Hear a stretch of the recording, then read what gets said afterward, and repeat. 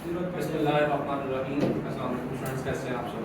अल्हम्दुलिल्लाह। बेटा जो आज का जो टॉपिक है हमारा वो है सोर्सेज ऑफ ऑर्गेनिक कंपाउंड। ठीक है, ऑर्गेनिक कंपाउंड के सोर्सेज के बारे में डिस्कशन करनी है। ठीक है, ऑर्गेनिक के जो सोर्सेज हैं वो बुनियादी तौर पे हमें ज़्यादातर प्लांट्स और एनिमल्स से मिलते हैं। आज हमने देखना है कि प्लांट्स और एनिमल्स जब डेड होते हैं, डेड प्लांट्स और एनिमल्स से जो मिलेंगे उन सोर्सेज की डिस्कशन है। ठीक है, डेड प्लांट और एनिमल से हमें फॉसिल फ्यूल्स मिलते हैं।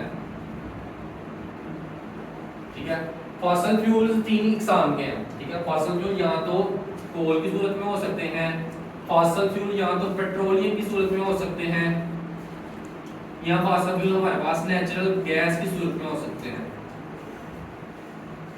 ठीक है जी, ये तीन किस्म के फॉसिल फ्यूल्स हैं। ठीक है, आज इनके बारे में डिस्कशन करनी है। सबसे पहली बात करते हैं हम कोयल की, कोयले की। ठीक है,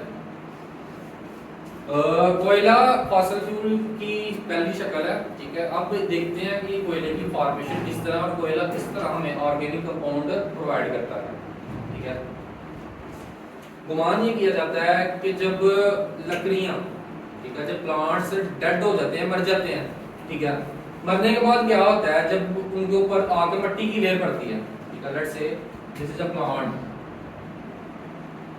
ठीक है, ये डेड प्लांट है। ठीक है, जब मरेगा, टाइम गुजरेगा तो इसके ऊपर आके मिट्टी की लेयर्स पड़ेंगी। ठीक है, मिट्टी ने इसके ऊपर आके लेयर बना लेनी है।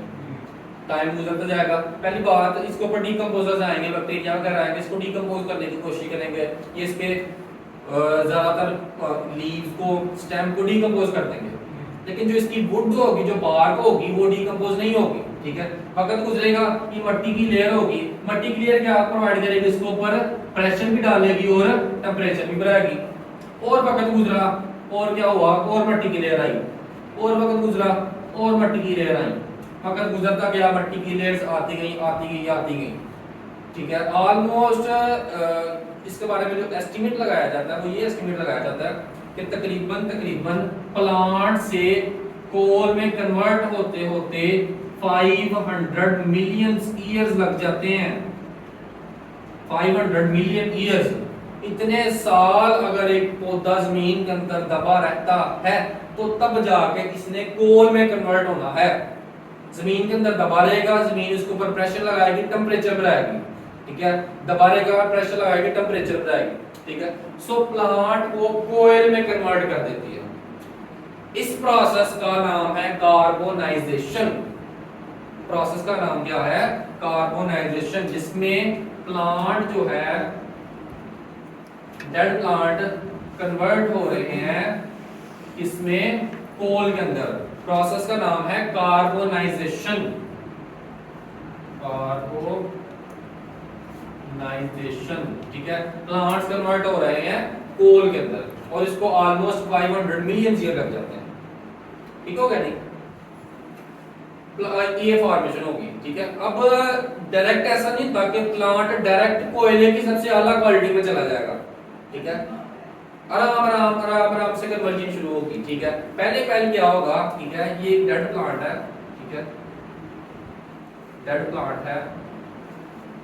शुरू में क्या होगा, डेड प्लांट के ऊपर जब प्रेशर लगाया जाएगा, ठीक है, प्रेशर एंड टेम्परेचर इसके ऊपर लगाया जाएगा तो क्या होगा, डेड प्लांट कन्वर्ट होगा कोयले की सबसे लोएस्ट क्वालिटी, जिसका नाम है लिग्नाइट। ठीक है जी, कोयले की सबसे लोएस्ट क्वालिटी है। फिर और वक्त गुजरेगा और टेम्परेचर और प्रेशर लगेगा तो ये लिग्नाइट कन्वर्ट होगी कोयले की थोड़ी सी बेहतर क्वालिटी। सॉरी, पहली क्वालिटी का नाम है पीट। पीट में कन्वर्ट होगा। पीट के बाद जब इसके ऊपर टेम्परेचर एंड प्रेशर लगेगा तो ये कन्वर्ट हो जाएगा किसमें, लिग्नाइट के अंदर। ठीक है, और वक्त गुजरा और प्रेशर लगा तो ये कन्वर्ट हो जाएगा कोयले की इससे बेहतर क्वालिटी, जिसका नाम है हमारे पास बिटुमिनस। जाओ जी जी, यहाँ से नहीं मिलेगा बिटुमिनस। ठीक है, और ये इसकी थर्ड क्वालिटी है। ठीक है, और वक्त गुजरा, ठीक है, और टेम्परेचर लगा और प्रेशर लगा तो ये कन्वर्ट हो जाएगा हमारे पास कोयले की सबसे बेहतरीन क्वालिटी, जिसका नाम है एंथ्रासाइट। ठीक है जी। सो इस तरह इसकी फॉर्मेशन है। तो प्लांट से ये कन्वर्ट होगा पीट के अंदर, पीट से कन्वर्ट होगा लिग्नाइट, लिग्नाइट से बिटुमिनस और बिटुमिनस से एंथ्रासाइट। ये कोयले की इकसाम है। सबसे लोएस्ट क्वालिटी ये है, उससे बेहतर लिग्नाइट है, उससे अच्छी बिटुमिनस है और उससे अच्छी क्या है, एंथ्रासाइट। हर एक क्वालिटी का अलग अलग इस्तेमाल है, क्योंकि जो लोएस्ट क्वालिटी है उसको उस हिसाब से इस्तेमाल किया जाता है, जो सुपीरियर क्वालिटी है उसको उसके हिसाब से इस्तेमाल किया जाता है। मिसाल के तौर के ऊपर अगर पीट की बात करें तो पीट सबसे इसकी इंफीरियर क्वालिटी है, लोएस्ट क्वालिटी है। सो पीट का इस्तेमाल भी लोएस्ट चीजों में किया जाता है, ठीक है। इसको बुनियादी तौर पे थर्मल पावर स्टेशन के अंदर डाला जाता है, जहाँ पे ज्यादा डाल दिया जाता है कि चलो जी आप यहाँ से बिजली जनरेट करें, या ओटो में डाल दिया जाता है जिसमें ईंटें बनाते हैं, उधर डाल दिया, कोयले के कोयले डाले ईंटें पकाए थी। सो लोएस्ट काम लिया जाता है। अगर उससे बेहतर की जाए तो लिग्नाइट की और बिटुमिनस की, ठीक है, ये थोड़ी सी बेहतर क्वालिटी है। बिटुमिनस से ज्यादातर हमारे पास हाउस होल्ड पर्पसेस के लिए इस्तेमाल होता है, ठीक है। लिग्नाइट भी हाउस होल्ड पर्पसेस के लिए इस्तेमाल होता है, या कभी कभार इसको थर्मल पावर स्टेशन में भी इस्तेमाल कर लेते हैं। अगर बात करें एंथ्रासाइट की, तो एंथ्रासाइट सबसे सुपीरियर क्वालिटी है, उसका इस्तेमाल इंडस्ट्री के अंदर होता है। इससे ऑर्गेनिक कंपाउंड हासिल किए जाते हैं एंथ्रासाइट से, ठीक हो गया जी। अगर कार्बन कंटेंट की बात करें तो यकीनी तौर पे ये जो सारी की क्वालिटी है, क्वालिटी किसी वजह से बनाई गई है ना, ठीक है, किसी वजह से। मिसाल के तौर के ऊपर अगर किसी एक शर्ट की बात की जाए तो उसकी लास्टिंग बताएगी कि ये किस क्वालिटी है। कुछ चीजें होती हैं एक दो दफा पहनने के खराब हो जाती हैं, ठीक है, कुछ चीजें होती हैं साल चलती हैं। या अगर परफ्यूम की बात की जाए, परफ्यूम लगाए लगाया जाए तो खत्म हो जाती है। कुछ परफ्यूम ऐसी होती है 24-24 घंटे तक उसकी खुशबू आती रहती है, कुछ की तो ऐसा होता है कपड़े धुल भी जाए तो खुशबू आती रहती है। सो डिपेंड करता है कि कुछ चीजें, कुछ क्वालिटीज देख के इसकी खासियत का अंदाजा लगाया जाता है ना। कोयले की जो हमारे पास खासियत है वो ये है कि इसके कार्बन कंटेंट, जितना ज्यादा कार्बन होगा उतना ज्यादा कोयला अच्छा होगा। तो सबसे इंफीरियर क्वालिटी है वो है पीट। पीट के अंदर ऑलमोस्ट 60% कार्बन कंटेंट है, ठीक है जी। उससे बेहतर है लिग्नाइट। लिग्नाइट के अंदर ऑलमोस्ट 70% कार्बन कंटेंट है, ठीक है। उससे बेहतर है बिटुमिनस। बिटुमिनस के अंदर 80% कार्बन कंटेंट है, ठीक है। और उससे अच्छी है हमारे पास एंथ्रासाइट। एंथ्रासाइट के अंदर ऑलमोस्ट 90% कार्बन कंटेंट्स है, ठीक है जी। सो इस बिना के ऊपर अंदाजा ये लगाया जाता है कि ये इसकी अच्छी क्वालिटी है, ये इसकी लोएस्ट क्वालिटी। सो ये चार इकसाम है कोयले की, ठीक है। अब कोयला ऑर्गेनिक कंपाउंड्स किस तरह प्रोवाइड करता है देखना ये है। अच्छा, अगर बात करें इस एंथ्रासाइट की, सो एंथ्रासाइट का पॉलिश लिया जाता है, ठीक है। इसको स्ट्रॉन्ग हीट करवाया जाता है इन दी एब्सेंस ऑफ ऑक्सीजन, ठीक है। हवा की गैर मौजूदगी के अंदर हवा निकाल दी किसी वैक्यूम पंप के जरिए और इसकी स्ट्रॉन्ग हीटिंग करवाई गई 5000-6000 डिग्री सेल्सियस तक, ठीक है। सो जब एंथ्रासाइट की जब इस हीटिंग करवाई जाती है, स्ट्रॉन्ग हीट पे हीट दी, तो एंथ्रासाइट अपने चार किस्म के प्रोडक्ट्स में कन्वर्ट हो जाती है, ठीक है। सो अगर मैं कोल की बात करूं, कोल की अगर मैं स्ट्रॉन्ग हीटिंग करवाऊंगा, क्या करवाऊंगा, स्ट्रॉन्ग हीटिंग करवाऊंगा in the absence of oxygen या एयर, ठीक है। सो कोल कन्वर्ट हो जाएगा कोल के चार प्रोडक्ट्स के अंदर, ठीक है। कोल के चार प्रोडक्ट्स बनेंगे। सबसे पहला होगा हमारे पास कोल गैस, इससे हमें कोल गैस मिलेगी, ठीक है। उसके अलावा हमें यहां से अमोनिकल लिक्विड मिलेगा, अमोनिकल लिक्विड मिलेगा। इसके साथ साथ हमें यहां से कोल तार मिलेगी, ठीक है। कोल तार के साथ साथ हमें यहां से कोक मिलेगी, ठीक है। ये चार प्रोडक्ट्स निकलेंगे, ठीक है। अब अगर बात करें कोल को स्ट्रॉन्ग हीट करवाना है, कोल को इन फॉर्म्स में कन्वर्ट करने के लिए हमें स्ट्रॉन्ग हीटिंग देना पड़ती है, कितनी, ऑलमोस्ट 5000 डिग्री सेल्सियस तक, ठीक है। इस प्रोसेस का भी एक नाम रखा गया हुआ है, इस प्रोसेस का नाम है बेटा डिस्ट्रक्टिव डिस्टिलेशन। क्या है? Destructive distillation. ठीक है। सो अगर मैं आसान लफ्ज में बोलूं, अगर मैं कोयले की डिस्ट्रक्टिव डिस्टिलेशन कर रहा हूं तो मुझे ये चार चीजें हासिल होंगी। पहली चीज क्या होगी? Coal gas. दूसरी चीज क्या होगी? Ammoniacal liquor. तीसरी चीज क्या होगी? कोल तार। चौथी चीज क्या होगी? कोक। चौथी चीज होगी कोक। सो ये चार प्रोडक्ट्स हमें कोयले से हासिल होंगे। अगर कोल गैस की बात की जाए तो ऊपर ना इसके गैस एक फ्लोट करेगी जो कि मिक्सचर होगी मीथेन गैस का, कार्बन मोनोऑक्साइड का and many other different gases का। मीथेन भी आपको पता है एक ऑर्गेनिक कंपाउंड है, ठीक है, उसको इस्तेमाल किया जाता है। ठीक है। सो कोल गैस की अगर बात करें तो कोल गैस मिक्सचर होगी किसका? मिक्सचर ऑफ मीथेन, CH4 और carbon monoxide and many others, उनका मिक्सचर होगी। मीथेन एक ऑर्गेनिक कंपाउंड है, अल्केन का पहला जो है ना मेंबर है ये। ठीक है। इसको हाउस होल्ड पर्पसेस के लिए इस्तेमाल का घरों में जो चूल्हों में गैस आती है वो मीथेन गैस होती है। अगर अमोनिकल लिक्वर की बात करें जो इसका दूसरा प्रोडक्ट है, अमोनिकल लिक्वर बुनियादी तौर पे अमोनिया का सॉल्यूशन है, NH3 solution with water. Ammonia का सॉल्यूशन है वाटर के साथ NH4OH। ठीक है। इससे हम बहुत सारे नाइट्रोजनियस फर्टिलाइजर बना सकते हैं, जैसे कि अमोनियम फास्फेट, ठीक है, अमोनियम सुपर फास्फेट वगैरह वगैरह फर्टिलाइजर्स बना सकते हैं। और फर्टिलाइजर्स खाद्य वगैरह आपको पता सारी सारी क्या है? ऑर्गेनिक है। नहीं समझ आई? अमोनिकल लिक्वर एक ऐसा, जब कोयले को हीट करवाया जाता है तो उससे एक प्रोडक्ट निकलती है अमोनिकल लिक्वर। यूरिया का पता है? यूरिया का खाद है। यूरिया क्या है? ऑर्गेनिक है। इसी तरह अमोनिकल लिक्वर बुनियादी तौर पर सॉल्यूशन होता है अमोनिया का पानी के साथ। ठीक है। अमोनिकल लिक्वर से हम खाद्य बना सकते हैं। खाद का नाम है ammonium phosphate, ammonium super phosphate. ठीक है जी। इस तरह की खाद्य बना सकती हैं ताकि प्लांट्स की ग्रोथ अच्छी हो। ठीक है। सो इसने भी हमें ऑर्गेनिक चीज प्रोवाइड की। अगर बात करें कोल तार की, ठीक है, सो कोल तार भी हमारे पास एक ना मिक्सचर है। इस मिक्सचर के अंदर हमारे पास different kinds of organic compounds मिल सकते हैं। ठीक है। इससे हमें सबसे पहले बेंजीन मिल सकती है। ठीक है। कोल तार में बेंजीन प्रोवाइड कर सकता है।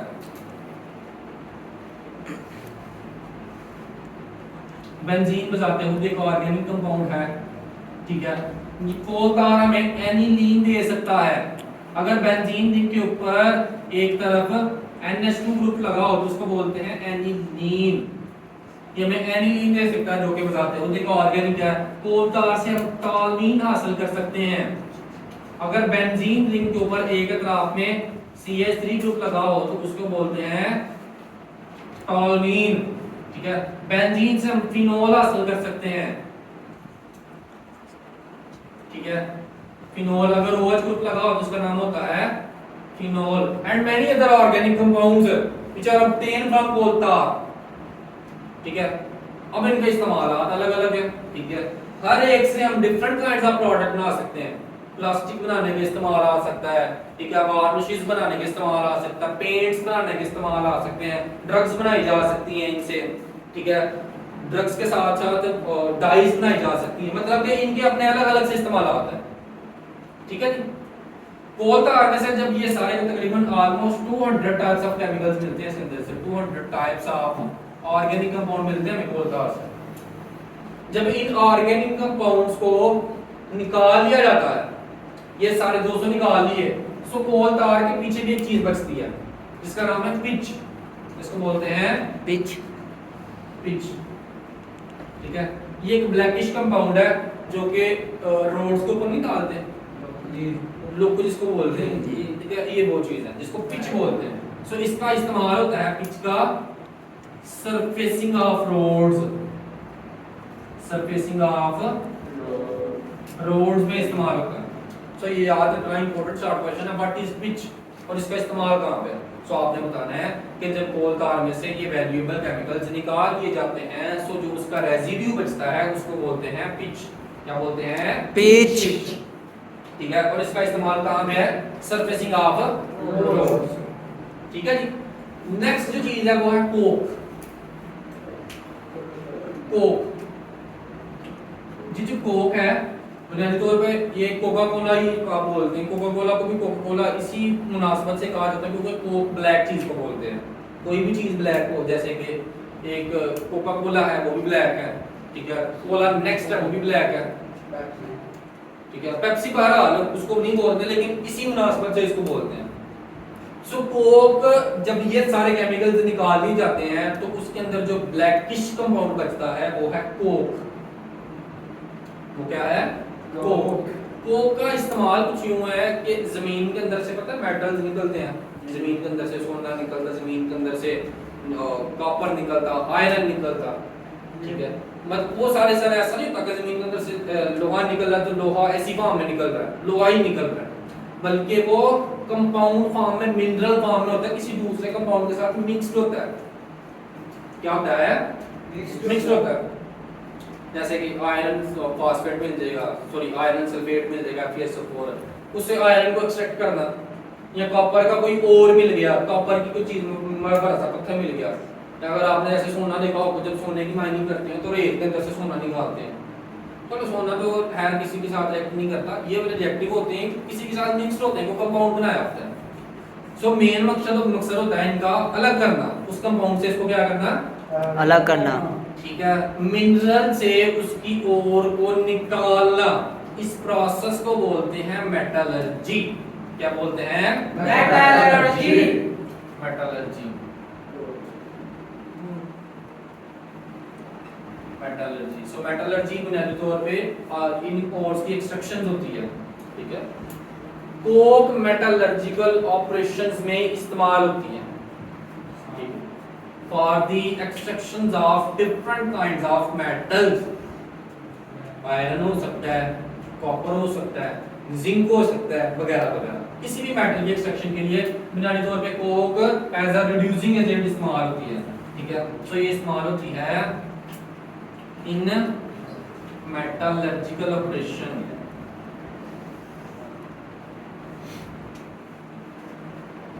Metallurgical operation for the extraction of metals। ठीक हो गया जी? ये है हमारे पास कोल, नहीं भी रहने दो, अभी तो बजा जो टॉपिक हो रहा है पेट्रोलियम है, ठीक है, और अच्छा ये क्लियर है? सब लगा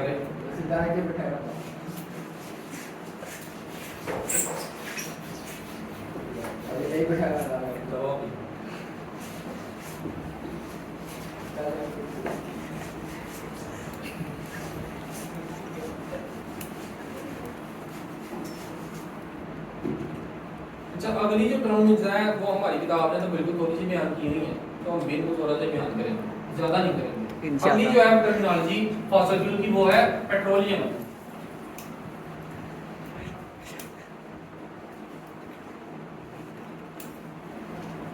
अगली पेट्रोलियम है, ठीक है, इधर ध्यान रखना है, इधर देखना,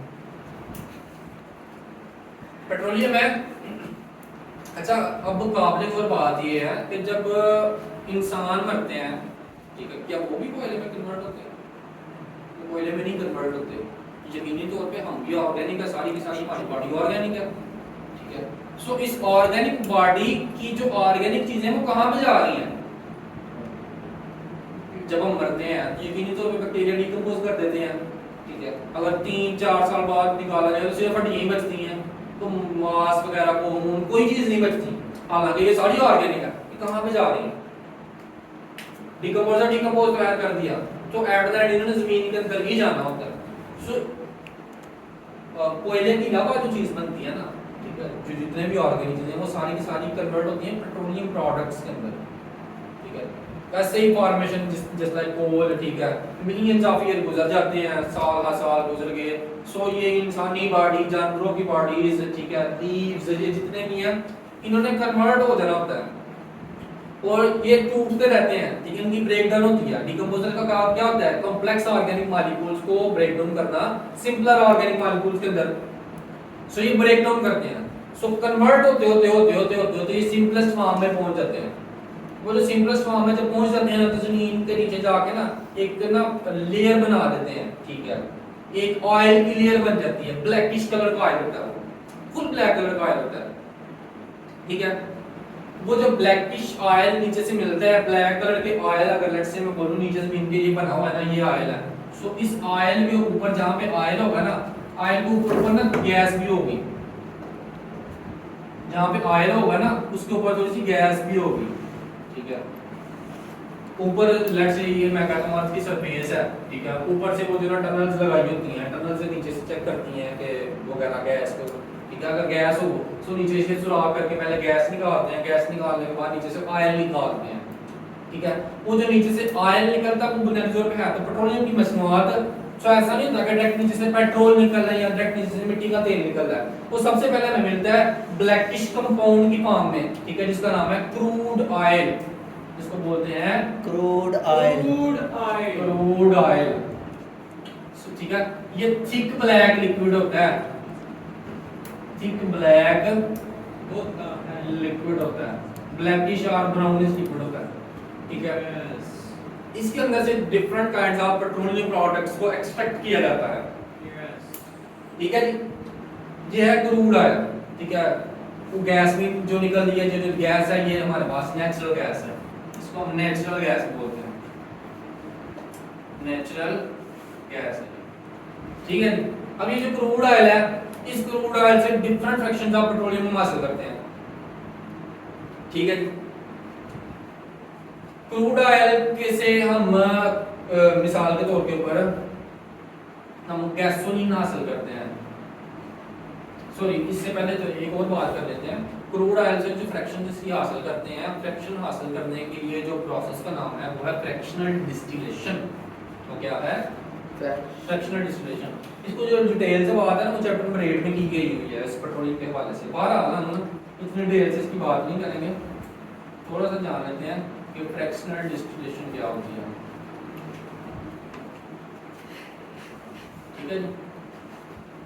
फ्रैक्शनल डिस्टिलेशन के तौर पे अगर हमारे पास जो कंपाउंड है, मैं बोलूं यार वायद निशान था मिसाल के तौर के पर, ये मेरे पास एक कंटेनर है,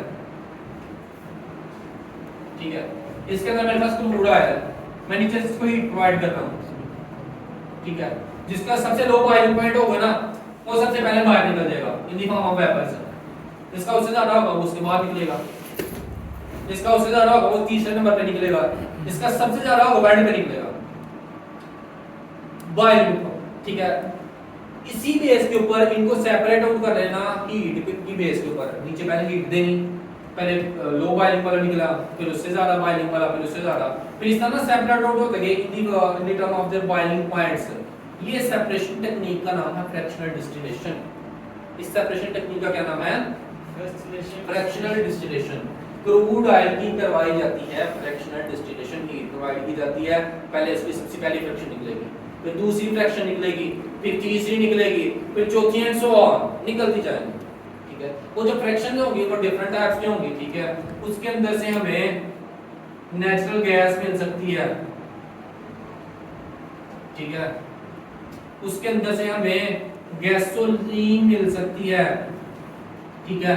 उसके अंदर से हमें डीजल मिल सकता है, उसके अंदर से हमें मिट्टी का तेल कैरोसिन ऑयल मिल सकता है। याद रखना है मिट्टी के तेल को कैरोसिन ऑयल बोलते हैं, कैरोसिन ऑयल। इसके अंदर से हमें एस्फॉल्ट वैक्स मिल सकती है, ठीक है। कुछ ये मेरे ख्याल से में कुछ इतने को नाम है पेट्रोलियम की प्रोडक्ट्स की, कुछ और भी है, ठीक है। पर ये सारी की सारी फ्रैक्शन निकलेंगी किसकी बेस के ऊपर? फ्रैक्शनल डिस्टिलेशन की बेस के ऊपर। ये जो गैसोलीन है ये पेट्रोल है, ठीक है, पेट्रोल है, और ये सारे के सारे ऑर्गेनिक कंपाउंड। सो पेट्रोलियम के प्रोडक्ट्स इस तरह हमारे पास हासिल होते हैं। हर एक पेट्रोलियम के प्रोडक्ट अपने इस्तेमाल है। डीजल पदार्थ को डीजल इंजन में इस्तेमाल होता है, ठीक है। गैसोलीन पेट्रोल इंजन में इस्तेमाल होती है, कईयों में मिट्टी का तेल इस्तेमाल होता है, ठीक है। उसके अलावा जो एस्फॉल्ट वैक्स है, ठीक है, इसमें जेट फ्यूल के तौर पे भी इस्तेमाल करते हैं वगैरह वगैरह, जहाज़ों का जो फ्यूल होता है वगैरह, अपने अपने इस्तेमाल आते हैं। आजकल इनके बहुत ज़्यादा जो है ना इस्तेमाल है, ठीक है। आजकल तो है वैसे भी खत्म कर रहे हैं इनके, जरूरत है कि इनसे निकले। सऊदीया इतना अमीर हुआ हुआ है तो क्या मतलब उनकी लॉटरी निकली हुई है, कब की निकली हुई है? वो बोलते हैं ना कमेटी पाई है, कमेटी उनकी आज की नहीं थी, या 100 साल की या 200 साल की या 1000 साल की, वो करोड़ों साल पहले की कमेटी थी, अब निकली है। तेल निकला है नीचे से। अगर इस जमीन के अंदर से तेल निकलेगा तो इसका मतलब क्या है? ये जो कमेटी थी आज की नहीं है, ये करोड़ों साल पहले की है, ठीक है। इसका मतलब क्या है कि अगर सऊदीया के अंदर से, अरब हिस्से के अंदर से इतना पेट्रोल निकलता है, इतना निकलता है, तो ये इतनी पुरानी सरजमीन है। वैसे भी फलस्तीन, मिस्र, ठीक है, ये सारी अंबिया की सरजमीन है। जो ज़मीन की हिस्ट्री बड़ी पुरानी है, पहले कभी ज़मीन थी।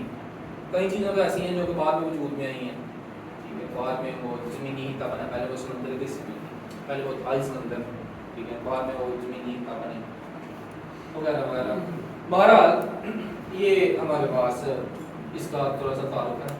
नेचुरल गैस की बात करें तो नेचुरल गैस भी हमारे पास मीथेन, ईथेन और प्रोपेन की ये जो होती है, ठीक है। अगर उसी गैस को कंप्रेस कर दिया जाए सारा तो उसको सीएनजी बोलते हैं, ठीक है। सीएनजी पता होगा, सीएनजी को तो डालते हैं गाड़ियों के अंदर, पहले सीएनजी वाली गाड़ियां होती थी, ठीक है। इसी नेचुरल गैस को अगर कंप्रेस कर दिया जाए तो ये कन्वर्ट हो जाता है सीएनजी के अंदर। सीएनजी बुनियादी तौर पे कंप्रेस्ड नेचुरल गैस ही है, कंप्रेस्ड नेचुरल गैस, और इसका इस्तेमाल होता है गाड़ियों के अंदर as a fuel, as a fuel. So ये हमारे पास इसका ताल्लुक है पेट्रोलियम का और नेचुरल गैस। कोई क्वेश्चन है, कोई सवाल है तो पूछना। डन है जी भाई।